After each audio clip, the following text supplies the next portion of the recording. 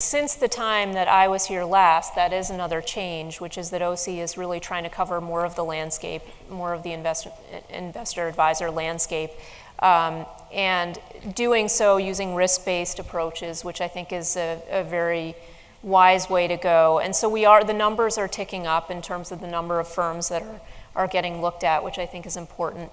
It is an ongoing challenge because we see new advisors coming in. And so how do we cover the landscape in a way that's practical?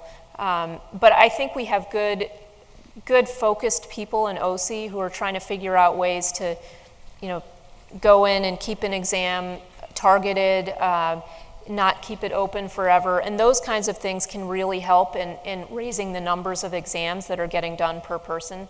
So I'm optimistic that we're seeing real progress on that front.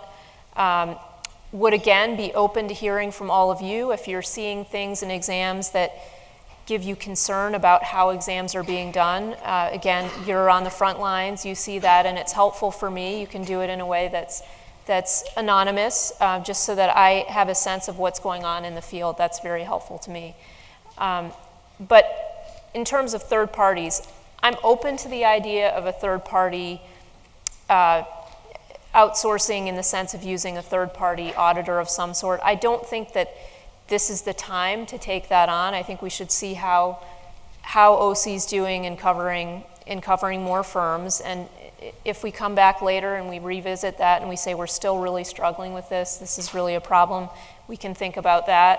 I certainly am not in favor of giving authority to FINRA. I think FINRA is understandably looking for more things to do, right? So they've a little bit backed off, I think, on the idea of being the IA SRO. But FINRA is a rules-based organization, and investment advisors are principles-based, and that's my main concern. I have concerns about FINRA's operation, which I've been pretty public about in terms of how it's governed and those types of things. But my main concern is that FINRA is about rules and investment advisors are about principles, and I think once you put investment advisors in an SRO that's rules-based, you would see a real change in the industry, and I don't know that would be helpful for investors, so I wouldn't be in favor of that.